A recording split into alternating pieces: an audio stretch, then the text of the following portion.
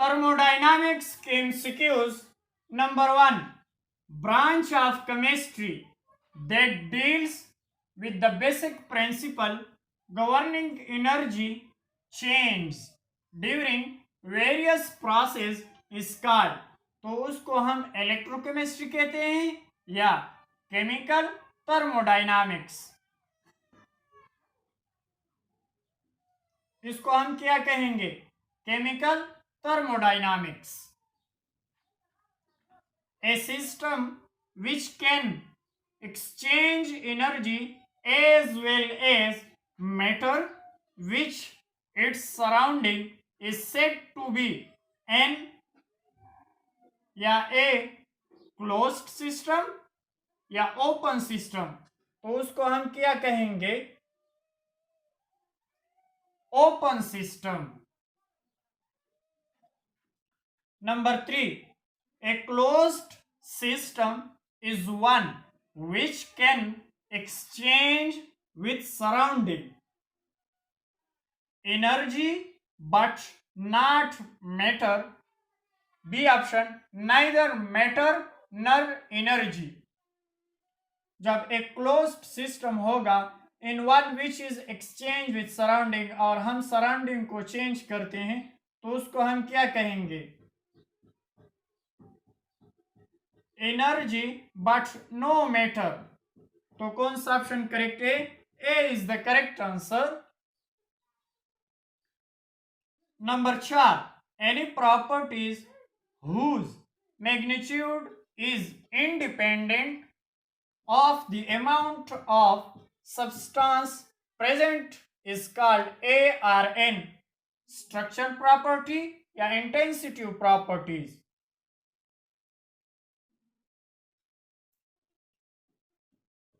तो उसको हम क्या कहेंगे? Intensive properties. Number 5. Which of the following is not an extensive property? Which of the following is not, यानी वो बताए जो नहीं है an extensive properties. Extensive properties नहीं है। Work, entropy, enthalpy. कौन सा ऑप्शन करेक्ट है? A is the correct answer. Number 6 MCQs. Which of the following is not intensive properties? कौन सा इंटेंसिटिव प्रॉपर्टीज नहीं है? मेल्टिंग पॉइंट्स या एंट्रोपी। तो एंट्रोपी क्या है? इंटेंसिटिव प्रॉपर्टीज नहीं है। A process in which no heat enters, यानी वो प्रोसेस बता दे जो हीट को अंदर नहीं कर सकता। और leaves the system is called, तो उसको हम रिवर्सिबल ला आइसोथर्मल, तो उसको हम क्या कहेंगे? Reversible. In an isochoric process energy remain constant होगा या वॉल्यूम रिमेन कांस्टेंट? तो आइसोक्रोइक प्रोसेस में क्या होगा? Volume remain constant. Delta H and delta E is related as, तो किस तरह रिलेटेड होंगे? Delta H is equal to delta E plus P delta V या delta H is equal to delta E minus P delta V. तो कौन सा option correct है? A is the correct answer, यानी प्लस वाला minus नहीं हो सकता। Which of the following is always true for the adiabatic expansion of a gases? Delta E is equal to 0 या क्यू? तो डेल्टा ई नहीं हो सकता, Q is equal to 0। B option is the correct answer. Always true adiabatic expansion of gases के लिए। 11 number MCQs. For ideal gas, ideal gas के लिए कौन सा इक्वेशन है? A option is the correct या बी ऑप्शन? तो B option incorrect है। बी इस तरह नहीं होगा, टी यानी होल और टी इज इक्वल टू 0, तो A option is the correct answer. The variation of enthalpy of reaction with temperature is given by, जो वेरिएशन ऑफ एंथैल्पी होती है रिएक्शन में टेम्परेचर के साथ इज गिवन बाय, तो उसको हम क्रोइफ्स इक्वेशन कहते हैं या हिसेस लॉ, तो उसको हम क्रोइफ्स इक्वेशन कहते हैं। A option is the correct answer. Which of the following enthalpies is always negative? कौन सी एंथैल्पी हमेशा नेगेटिव होती है? एंथैल्पी ऑफ कंबस्शन, या इंथैल्पी ऑफ सॉल्यूशन, तो इंथैल्पी ऑफ सॉल्यूशन तो पॉजिटिव होती है। Enthalpy of combustion is the correct answer, for the enthalpy is always negative, enthalpy of combustion होती है। 14, which of the following process is not related with the Carnot cycle, यानी कौन सी दर्ज झेल आप बता दें कि प्रोसेस इज नॉट रिलेटेड, जो उसके साथ रिलेटेड नहीं है, विद केनॉट साइकिल के साथ। एस्क्रोबिक कंप्रेशन या आइसोथर्मल एक्सपेंशन, तो आइसोथर्मल एक्सपेंशन तो नहीं है, यानी आइसोबारिक कंप्रेशन के साथ वो रिलेटेड नहीं है, तो A option is the correct answer.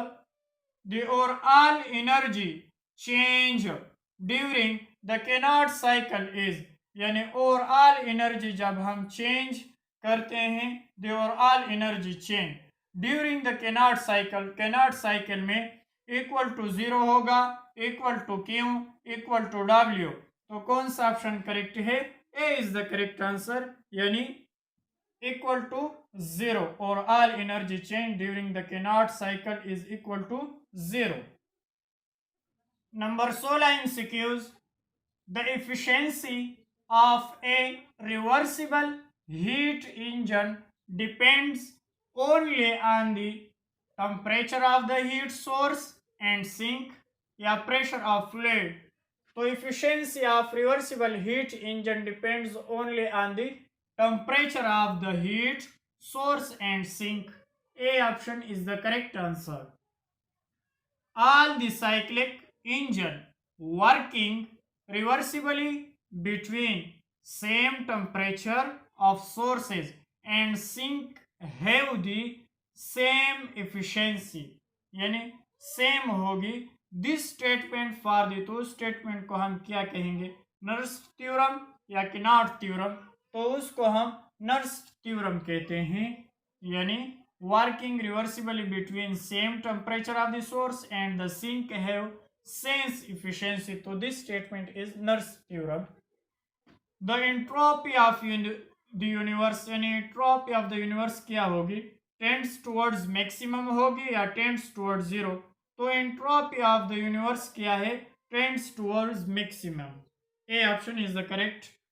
Which of the following expansion is correct for the regarding entropy change of a reversible process, यानी दर्ज झेल में आप बता दें एक्सपेंशन इज करेक्ट, कौन सा एक्सपेंशन करेक्ट होगा regarding entropy change of reversible process. जब हम एंट्रोपी चेंज करते हैं रिवर्सिबल प्रोसेस के लिए, तो delta S is equal to 0 या delta S is equal to 1, तो कौन सा ऑप्शन करेक्ट है? A is the correct answer. Which of the following causes decrease in entropy, दर्ज झेल में आप बता दें कि जो असर पड़ती है, यानी काजेज डिक्रीज इन एंट्रोपी, यानी एंट्रोपी क्या होंगे? डिक्रीज होंगी। Participation of sucrose from water या रस्टिंग ऑफ आयरन, तो precipitation of sucrose from water decrease in the entropy, causes क्या होती है? डिक्रीज इन द एंट्रोपी, तो A option is the correct. 21 number MCQs, a process will be non-spontaneous when delta H is negative and delta S is negative, या delta H is positive and delta S is negative, तो a process will be non-spontaneous when delta H is positive and delta S is negative, तो B option क्या है? यानी correct है। The condensation of any gases to a liquid is accepted to have, जब condensation होती है यानी gas to liquid is accepted to a negative delta H and a negative delta S या a negative delta H and a positive delta S, तो delta H भी negative होगा और delta S भी क्या होगा? नेगेटिव होगा, तो A option is the correct answer. Which of the following equation is exothermic, कौन सा इक्वेशन एक्सोथर्मिक है? H2 plus 1O2 O2 H2O जब बन रहा है तो -241 किलो जूल एनर्जी इस्तेमाल होती है यानी डेल्टा एच। और 1O2 N2 plus O2 NO2 जब बन रहा है तो प्लस 33.8 किलो जूल एनर्जी इस्तेमाल यानी वो डेल्टा एच निकाल रही है या देती है। तो जब माइनस में होगा तो एक्सोथर्मिक होगा और जब प्लस में होगा तो क्या होगा, एंडोथर्मिक होगा। जब हम वाटर बनाते हैं तो हमें बहुत ज़्यादा एनर्जी की ज़रूरत होती है, तो इस वजह से उसको हम एक्सोथर्मिक कहते हैं। तो A option is the correct answer. At constant T and P, the change in Gibbs free energy is represented by, यानी गिब्स फ्री एनर्जी की इक्वेशन किस तरह है, delta G is equal to delta H minus T delta S या delta E. तो delta E नहीं हो सकता, बी ऑप्शन इनकरेक्ट है, यानी ए option is the correct answer. At constant temperature, यानी टेम्परेचर क्या होगा, कांस्टेंट होगा, the decrease in the homolatized free energy is equal to, तो ये किस फ्री एनर्जी किसके बराबर होगा, reversible work done by the system या इंक्रीज इन द एंट्रोपी। तो reversible work done by the system, A option is the correct answer. 26 number MCQs.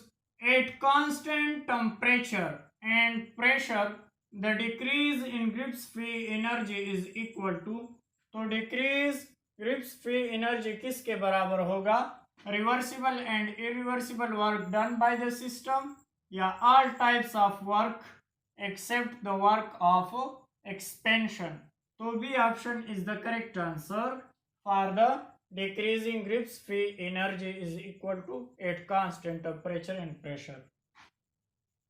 27 the variation of Gibbs free energy with P at constant, अगर P constant हो temperature is given by, तो temperature किसके बराबर होगा, delta G is equal to nRT ln P2 बटा P1 या delta G is equal to nRT ln P1 बटा P2। तो कौन सा ऑप्शन करेक्ट है, A is the correct answer. The variation of Gibbs free energy with temperature, temperature के साथ उसकी वेरिएशन किस तरह होगी, इज एक्सप्रेस्ड बाय, यानी ए ऑप्शन या बी ऑप्शन। तो कौन सा ऑप्शन करेक्ट है, देख ले, डेल्टा एफ नहीं हो सकता, तो बी ऑप्शन तो इनकरेक्ट है, A option is the correct answer. For the expansion of D F is equal to, df नहीं del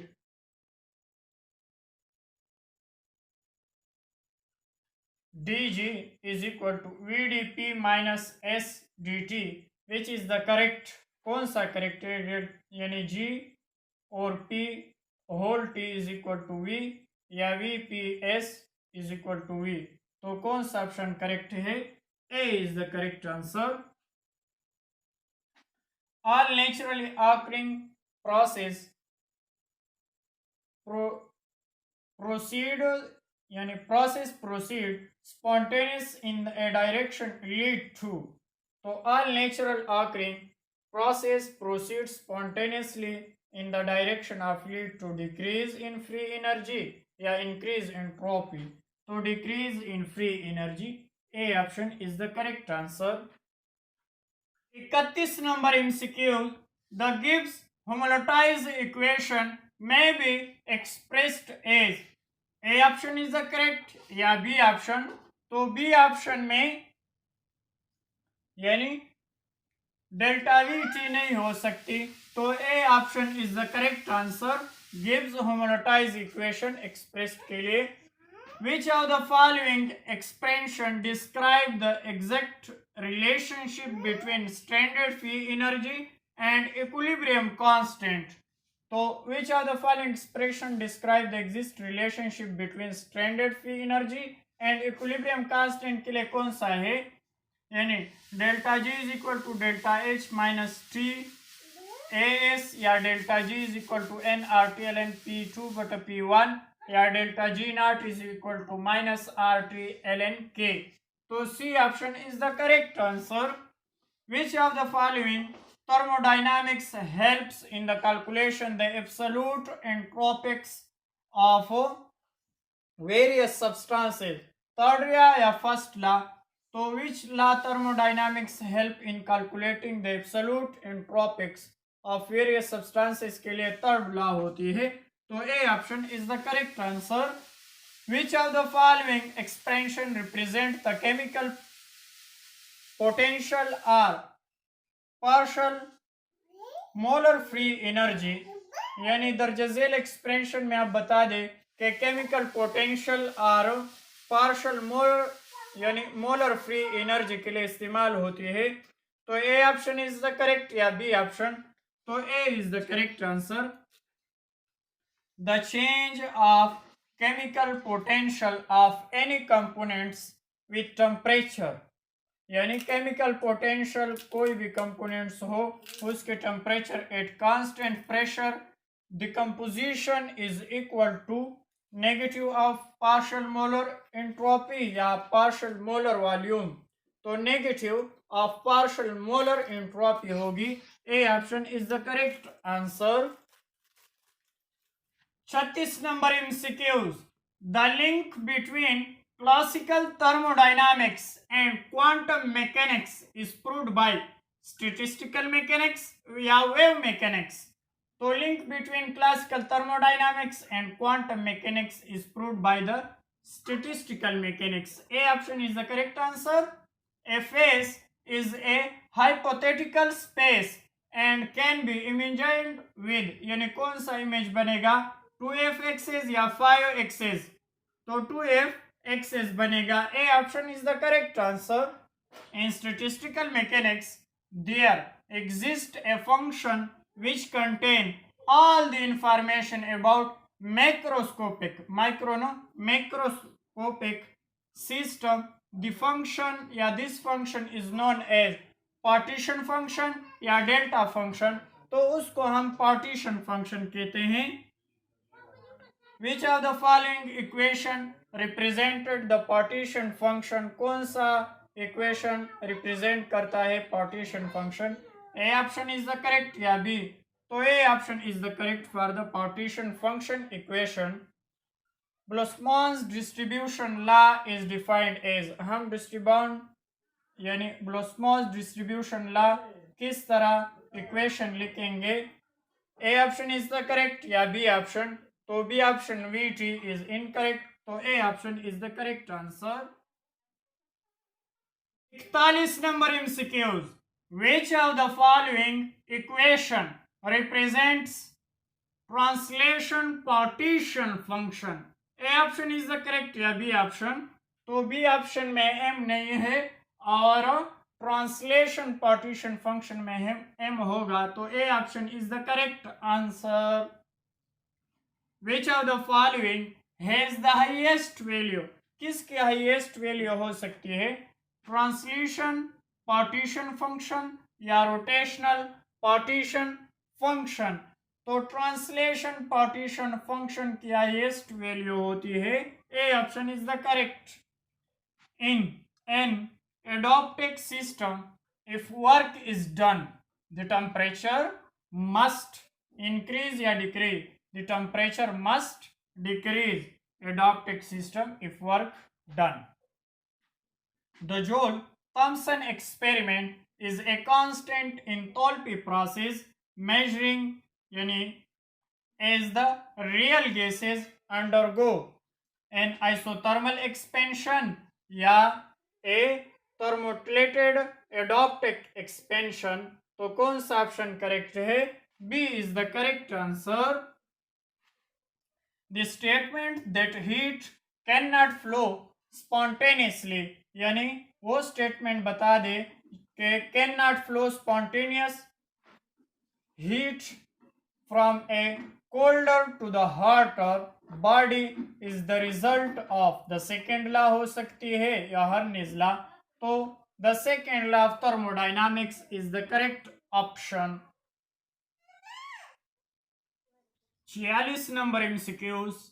A gas is allowed to expand in a well-insulated container against a constant external pressure, यानी external pressure क्या होगा, constant होगा, यानी 2.5 atm from an initial volume उसकी कितनी है 2.50 litre to a final volume of 4.50 litre. The change in internal energy, यानी कितना चेंज आया इंटरनल एनर्जी में delta U of the gas in जोल विल बी, तो वो हम जोल में मालूम करेंगे. किस में? जोल में मालूम करेंगे. ए ऑप्शन है -500 जोल, बी ऑप्शन -505 जोल. तो देखते हैं इक्वेशन की सॉल्यूशन. W किसके बराबर होता है? -P delta V. तो W इज इक्वल टू, इसमें आप वैल्यू पुट कर दे. P की वैल्यू कितनी है, यानी एक्सटर्नल प्रेशर की -2.5 जरबे, और इधर डेल्टा V यानी कितना चेंज आया वॉल्यूम में, तो आप लिख दे. इसके बाद जवाब आएगा -5 लीटर ATM. तो ये ATM में है, हम इसको जूल में कन्वर्ट करेंगे. तो जूल में किस तरह कन्वर्ट करेंगे? 101.325 के साथ हम उसको मल्टीप्लाई करेंगे, तो जवाब कितना आएगा? -506.625 जूल आएगा. इसके बाद आप इंटरनल एनर्जी की इक्वेशन में आप ये वैल्यू पुट कर दे W की. तो delta U is equal to Q plus W. तो Q हमारे साथ as the container is insulated, thus Q is equal to 0. तो Q क्या होगा? 0 होगा. तो delta U is equal to Q की जगह आप 0 लिख दे और W की जगह आप कीमत पुट कर दे. तो हमने W की कीमत पुट कर दी और प्लस जरबे माइनस आएगा और वही जवाब आएगा. तो -506.625 जूल. तो ये इसके साथ नज़दीक हो सकता है, 500 के साथ तो नज़दीक नहीं हो सकता. तो कौन सा ऑप्शन करेक्ट है? B is the correct answer. 47 number MCQs. The correct thermodynamics condition for spontaneous reaction at all temperature is, यानी करेक्ट थर्मोडायनामिक्स कंडीशन बता दे for the spontaneous reaction at all temperature is. All temperature क्या होगा? Delta H less than 0 and delta S greater than 0, या delta H less than 0 and delta S is equal to 0, या both, या दोनों सही है. तो हम सॉल्यूशन देखते हैं. डेल्टा G किसके बराबर होता है? Delta H minus T delta S के बराबर. ये इक्वेशन है ग्रिप्स फ्री एनर्जी की. If delta H less than 0 and delta S greater than 0, ये ऑप्शन हम देखते हैं. तो delta G is equal to, तो ये क्या होगा? Delta H negative minus T, और डेल्टा S क्या होगा? पॉजिटिव होगा, क्योंकि वो 0 से क्या है? ग्रेटर देन है, और ये लेस देन है. Then all the temperature delta G is equal to कितना आएगा? Delta G minus negative spontaneous reaction के लिए, यानी वो नेगेटिव होगा डेल्टा G. तो ए ऑप्शन तो करेक्ट है. If delta H less than 0 and delta S is equal to 0, तो डेल्टा G ये क्या होगा? नेगेटिव होगा माइनस T, और डेल्टा S क्या है? तो 0 है. तो फिर भी क्या होगा? डेल्टा G हमारे साथ नेगेटिव एट ऑल टेम्परेचर, तो दोनों में नेगेटिव एट ऑल टेम्परेचर होती है. तो ए ऑप्शन भी करेक्ट, बी ऑप्शन भी करेक्ट, और सी यानी बोथ. तो C option is the correct answer for this MCQs. 48 number MCQs. Which of the following statement is correct for the spontaneous absorption of a gas? यानी वो statement बता दे कि सही हो। स्पॉन्टेनियस एब्जॉर्प्शन ऑफ गैस के लिए, स्पॉन्टेनियस एब्जॉर्प्शन ऑफ गैस के लिए डेल्टा एस इज नेगेटिव, ये भी सही है। And therefore delta H should be highly positive, तो हाईली पॉजिटिव नहीं हो सकती। Delta S is equal to 0 and therefore delta H यानी entropy should be highly negative, तो एंट्रोपी क्या होगा, हाईली नेगेटिव होगा, और डेल्टा एस तो नेगेटिव होता है और एंट्रोपी भी हाईली नेगेटिव होगा, तो B option is the correct answer.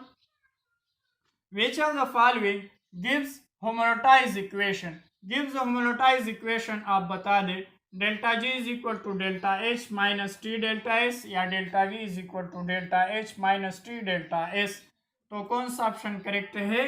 A option is the correct answer for the गिव्स homogenized equation.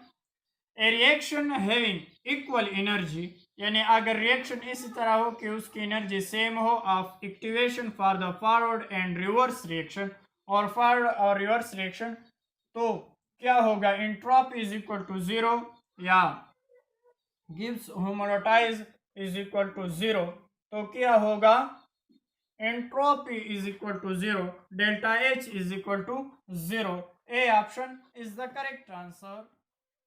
51 number MCQs, which of the following is correct option for free expansion of an ideal gas under adaptive condition?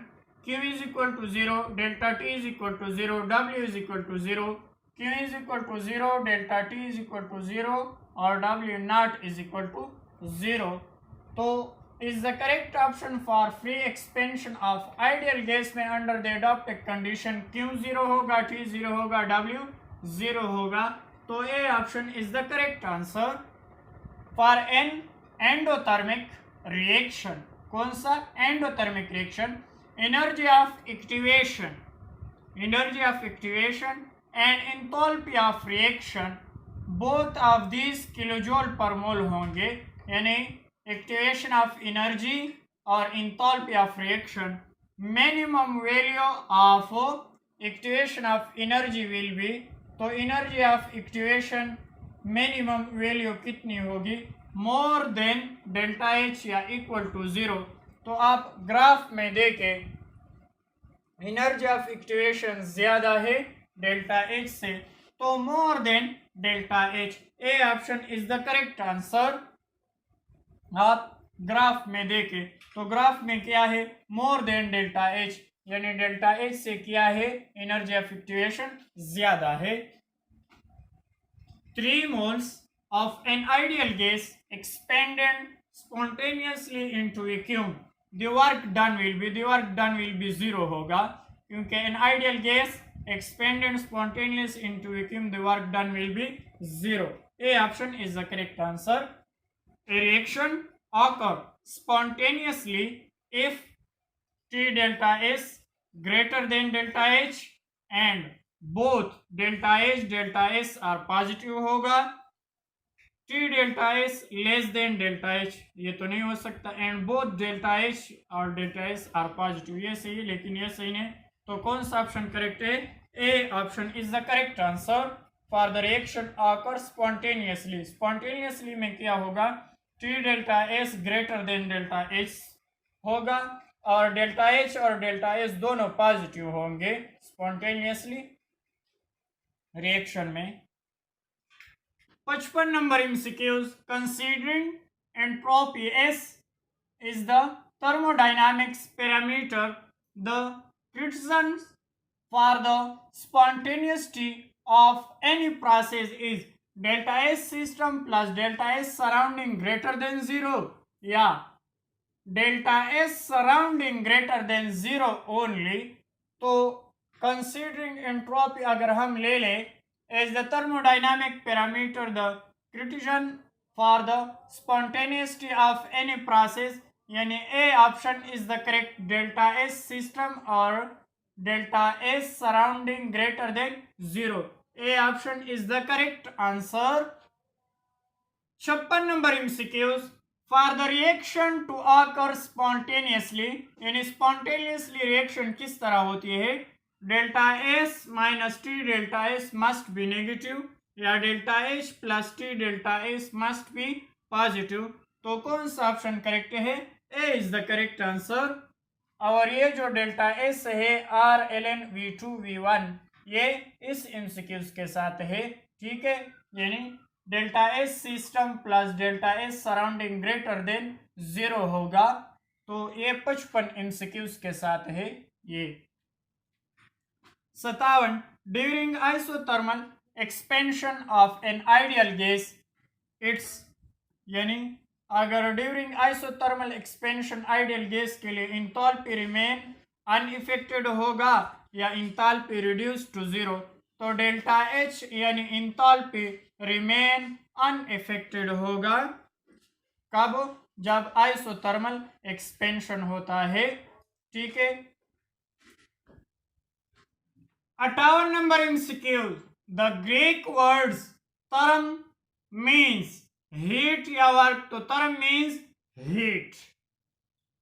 branch of chemistry which deal with heat change, यानी branch of chemistry which deal with heat change during chemical reaction is called thermodynamics या thermochemistry. तो उसको हम thermochemistry कहते हैं। With heat change during chemical reaction is called thermochemistry.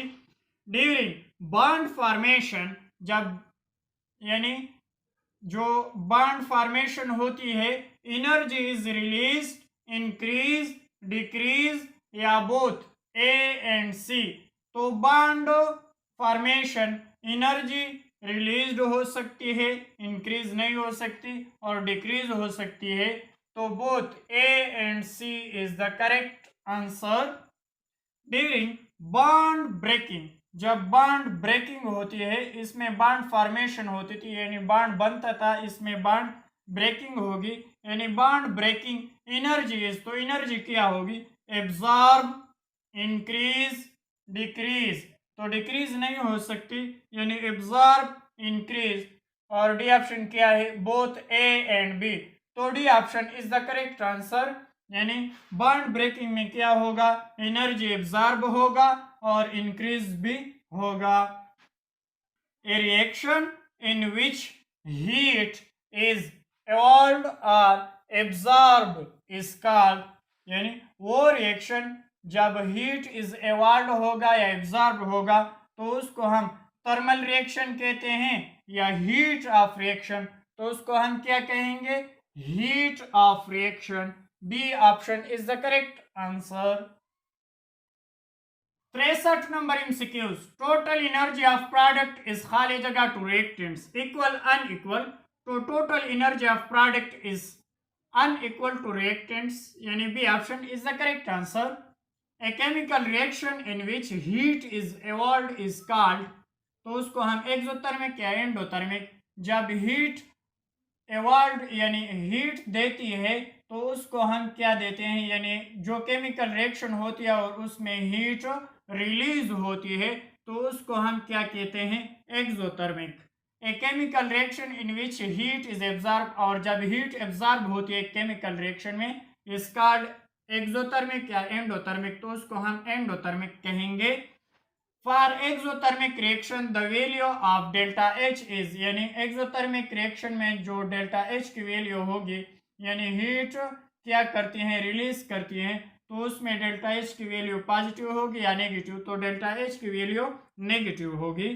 For endothermic reaction the value of delta H, और जब heat absorb होती है तो डेल्टा एच की वैल्यू क्या होगी? पॉजिटिव या नेगेटिव? तो डेल्टा एच की वैल्यू उस वक्त पॉजिटिव होगी। During exothermic reaction energy of surrounding is, यानी जब एक्सोथर्मिक रिएक्शन होती है तो एनर्जी ऑफ सराउंडिंग क्या होगी? इंक्रीज होंगी या डिक्रीज होंगी? तो एनर्जी तो वो रिलीज करेंगी एक्सोथर्मिक रिएक्शन में, तो एनर्जी ऑफ सराउंडिंग क्या होगी? इंक्रीज होगी, यानी उसने रिलीज की एनर्जी तो सराउंडिंग एनर्जी क्या होगी? इंक्रीज होंगी। ए option is the correct answer. 69 MCQs, during endothermic reaction energy of surrounding is, यानी जब एंडोथर्मिक रिएक्शन होता है तो एनर्जी ऑफ सराउंडिंग क्या होगी, इंक्रीज होंगी या डिक्रीज। तो एंडोथर्मिक में क्या होता है, एनर्जी एब्जॉर्ब होती है, तो सराउंडिंग की एनर्जी क्या होंगी, डिक्रीज होंगी। तो B option is the correct. During exothermic reaction energy of system is, यानी इसमें सराउंडिंग था, तो सराउंडिंग से वो एनर्जी यानी एब्जॉर्ब करती है, तो एनर्जी जब एब्जॉर्ब होगी तो सराउंडिंग में एनर्जी डिक्रीज होंगी। और during exothermic reaction energy of system, ये सिस्टम में क्या होगा, एनर्जी एक्सोथर्मिक। तो एक्सोथर्मिक में क्या होती है, एनर्जी रिलीज होती है, तो सराउंडिंग की एनर्जी यानी सिस्टम, उस एनर्जी ऑफ सिस्टम क्या होगी, इंक्रीज या डिक्रीज। तो एनर्जी ऑफ सिस्टम जो अंदर है वो क्या होंगी, डिक्रीज होंगी, क्योंकि वो एनर्जी क्या करेंगी, रिलीज करेंगी। During endothermic reaction energy of system is increase या डिक्रीज। तो एंडोथर्मिक रिएक्शन में एनर्जी एब्जॉर्ब होती है, तो जो सिस्टम है एनर्जी सिस्टम वो क्या होंगी, इंक्रीज होंगी। कंबस्शन ऑफ कॉइल इज खाली जगह रिएक्शन, जब हम कॉइल को जलाते हैं, कंबस्शन करते हैं, तो एक्सोथर्मिक है या एंडोथर्मिक है, तो वो हमें एनर्जी रिलीज करती है, यानी वो हमें एनर्जी देती है, तो क्या है, एक्सोथर्मिक है। फॉर्मेशन ऑफ वाटर इज खाली जगह रिएक्शन, जो फॉर्मेशन ऑफ वाटर होती है वो क्या होती है, वो हमें एनर्जी रिलीज कर देती है, यानी वो हमें एनर्जी देती है सराउंडिंग को, तो वो एक्सोथर्मिक होगा या एंडोथर्मिक। तो एनर्जी रिलीज को हम एक्सोथर्मिक कहते हैं। डिकम्पोजिशन ऑफ वाटर इज खाली जगह रिएक्शन, यानी जब हम वाटर की डिकम्पोजिशन करते हैं तो उसमें एनर्जी की जरूरत होती है, एनर्जी एब्जॉर्ब होती है, तो एक्सोथर्मिक नहीं हो सकती। तो जब एनर्जी एब्जॉर्ब होती है तो उसको हम एंडोथर्मिक रिएक्शन कहते हैं। फॉर्मेशन ऑफ नाइट्रोजन इज खाली जगह रिएक्शन, यानी जब हम नाइट्रोजन की फॉर्मेशन करते हैं तो वो एक्सोथर्मिक होगा या एंडोथर्मिक। तो क्या होंगे, एंडोथर्मिक, क्योंकि उसमें एनर्जी की जरूरत होती है, यानी एनर्जी एब्जॉर्ब होती है, तो उसको हम एंडोथर्मिक रिएक्शन कहते हैं। 76 number MCQs, formation of ammonia is खाली जगह रिएक्शन, यानी जब हम अमोनिया बनाते हैं, फॉर्मेशन ऑफ अमोनिया, तो एक्सोथर्मिक रिएक्शन होगा या एंडोथर्मिक। तो फॉर्मेशन ऑफ अमोनिया में क्या होती है, एक्सोथर्मिक रिएक्शन, क्योंकि उसमें एनर्जी रिलीज होती है, और एनर्जी रिलीज को हम एक्सोथर्मिक रिएक्शन कहते हैं। फॉर्मेशन ऑफ अमोनिया में क्या होती है, exothermic reaction. Thermochemistry is based on first law of thermodynamics या second law of thermodynamics. Thermochemistry यानी thermochemistry is based on the first law of thermodynamics. A option is the correct answer. Non-spontaneous reaction are those which are reversible, irreversible. Non-spontaneous reaction यानी जो non-spontaneous reaction होती है are those which are reversible होगी या irreversible, तो वो reversible होगी, क्योंकि वो नॉन स्पॉन्टेनियस रिएक्शन है, तो वो खुद ब खुद रिवर्सिबल होगा। Are those which are reversible. Spontaneous reaction इस खाली जगह प्रोसेस, जो स्पॉन्टेनियस रिएक्शन होती है वो खाली जगह प्रोसेस, आर्टिफिशियल या नेचुरल। तो स्पॉन्टेनियस होंगे तो क्या होंगी, तो नेचुरल होंगी, आर्टिफिशियल नहीं हो सकती। Calories is equivalent to, calories किसके बराबर है, 0.418 जूल या 4.184 जूल। तो कैलोरी किसके बराबर है, यानी इक्विवेलेंट टू 4.184 जूल के बराबर होती है। B option is the correct answer. 81 number MCQs, burning of fuel in the presence of air is called spontaneous या नॉन स्पॉन्टेनियस। तो जो बर्निंग ऑफ क्वेल होती है प्रेजेंस ऑफ द एयर, तो वो हमें एनर्जी देती है, यानी एनर्जी रिलीज करती है, और एनर्जी रिलीज को हम क्या कहते हैं, स्पॉन्टेनियस। तो A option is the correct answer. यानी burning of coil energy release करती है in the presence of air, वो हमें एनर्जी देती है और जो एनर्जी देती है उसको हम स्पॉन्टेनियस कहते हैं। For spontaneous reaction the value of delta H is, हम पहले मैंने बताया कि स्पॉन्टेनियस क्या होती है, एक्सोथर्मिक रिएक्शन, और एक्सोथर्मिक रिएक्शन में डेल्टा एच क्या होगा, नेगेटिव होगा, पॉजिटिव नहीं होगा। यानी स्पॉन्टेनियस रिएक्शन क्या होती है, एक्सोथर्मिक रिएक्शन वो हमें हीट देती है या एनर्जी देती है, तो डेल्टा एच इज नेगेटिव होगा, यानी एक्सोथर्मिक रिएक्शन है। For non spontaneous reaction the value of delta H is, यानी नॉन स्पॉन्टेनियस रिएक्शन में क्या होती है, उसको हम एनर्जी देते हैं, यानी एनर्जी एब्जॉर्ब होती है सराउंडिंग से, तो उसको डेल्टा एच क्या होगा, डेल्टा एच उस वक्त पॉजिटिव होगा, यानी वो एंडोथर्मिक रिएक्शन है। Conversion of water into steam is example of, यानी कन्वर्जन ऑफ वाटर जो होती है into steam is an example of, कौन सा एग्जाम्पल है, स्पॉन्टेनियस रिएक्शन या नॉन स्पॉन्टेनियस रिएक्शन। तो जो conversion of water into steam होती है वो क्या होती है, नॉन स्पॉन्टेनियस रिएक्शन होती है। क्या होती है, नॉन स्पॉन्टेनियस रिएक्शन होती है, क्योंकि उसे एनर्जी की जरूरत होती है, यानी वो एनर्जी एब्जॉर्ब करती है। Anything in the universe which is under consideration is called, यानी जो यूनिवर्स में जो अंडर कंसिडरेशन को हम क्या कहते हैं, जो भी चीजें हैं यूनिवर्स में, सिस्टम या सराउंडिंग, तो उसको हम सिस्टम कहते हैं। क्या, सराउंडिंग नहीं, ये एमसीक्यूज याद कर ले। एनीथिंग इन द यूनिवर्स, जो भी चीज है यूनिवर्स में, which is under consideration is called, यानी जो अंडर कंसिडरेशन हमें लेते हैं तो उसको हम सिस्टम कहते हैं या सराउंडिंग, तो उसको हम सिस्टम कहते हैं, यानी एक खास एरिया में उसको हम सिस्टम कहते हैं। A option is the correct answer. 86 number MCQs, anything in the universe except system is called state या सराउंडिंग। तो एनीथिंग इन द यूनिवर्स, यानी जो यूनिवर्स में जो भी चीजें हैं एक्सेप्ट द सिस्टम, यानी सिस्टम के बगैर, तो उसको हम स्टेट या सराउंडिंग, तो उसको हम सराउंडिंग कहते हैं। Imaginary surface separating the system from surrounding is called, यानी एक इमेज, एक ऐसी सरफेस हो separating the system of surrounding is called system या बाउंड्री, तो उसको हम बाउंड्री कहते हैं, कि एक खास जगह हो, एक खास नक्श हो इमेजिनरी, तो उसको हम क्या कहते हैं, boundary. The condition of system is called, यानी कंडीशन ऑफ सिस्टम को हम क्या कहते हैं, प्रॉपर्टी या स्टेट, तो कंडीशन ऑफ सिस्टम को हम इज कॉल्ड स्टेट, तो उसको हम क्या कहेंगे, state. The kinetic energy of particles is due to, यानी काइनेटिक एनर्जी ऑफ पार्टिकल किसके, वाइब्रेशनल, ट्रांसलेशन, रोटेशनल मूवमेंट्स होती है या यूनिफॉर्म एंड एवरेज मूवमेंट होती है। तो काइनेटिक एनर्जी ऑफ पार्टिकल्स क्या होती है, वाइब्रेशनल, ट्रांसलेशन, रोटेशनल मूवमेंट्स, तो A option is the correct answer. Solid particles exhibits vibrational movements, translation movements या रोटेशनल मूवमेंट्स, तो सॉलिड पार्टिकल्स की क्या होती है, सिर्फ वाइब्रेशनल मूवमेंट्स होती है। A option is the correct answer.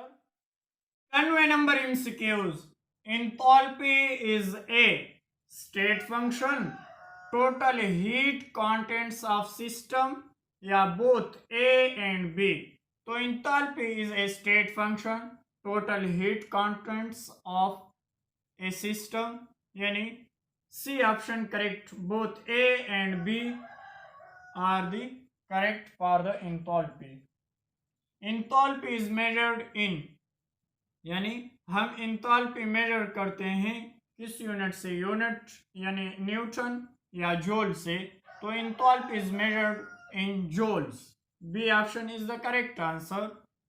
For enthalpy of combustion the value of delta H naught C is, यानी एंथैल्पी ऑफ कंबस्शन के लिए the value of delta H क्या होगा, पॉजिटिव होगा या नेगेटिव, तो उस वक्त इंथैल्पी कंबस्शन का डेल्टा एच वैल्यू क्या होगा, negative.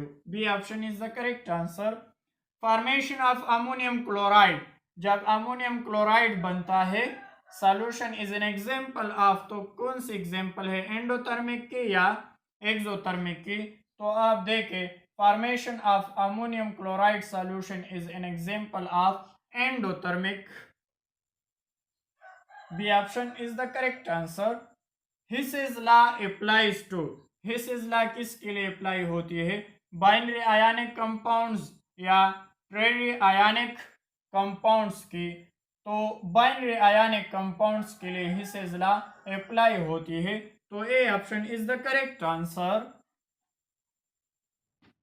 96 number MCQs, the enthalpy of formation of 1 mole of ionic compounds from gaseous ion under standard condition is called electron affinity lattice energy. So enthalpy of formation of 1 mole of ionic compounds from gaseous ions under standard condition is called lattice energy. B option is the correct answer. Which of the following statement is contrary to first law of thermodynamics? कौन सी law first of thermodynamics हो सकती है, energy can nether be created नर be destroyed. ये तो option गलत है। One form of energy can be transferred into an equivalent amount of other kinds of energy is called first law of thermodynamics. B option is the correct answer. यानी one form of energy can be transformed into an equivalent amount of other kinds of energy. इसको हम first law of thermodynamics के लिए correct करते हैं। Delta H per mole is expressed in unit of, यानी delta H पर moles हम किस तरह एक्सप्रेस करेंगे, उसकी यूनिट किलोजोल या फ़ारेनहाइट। तो हम इसको A option is the correct answer, यानी kilojoule. Which one of the following is not a state function. Which दर्ज झेल में आप बता दें कि कौन सा स्टेट फंक्शन नहीं है, एंथैल्पी, हीट, प्रेशर, टेम्परेचर। तो कौन सा ऑप्शन करेक्ट है, बी ऑप्शन, यानी हीट क्या है वो स्टेट फंक्शन नहीं है for solid and liquids. Delta H is equal to delta E या delta H greater than delta E। तो कौन सा ऑप्शन करेक्ट है, A is the correct answer. किसके लिए, फॉर सॉलिड्स एंड लिक्विड।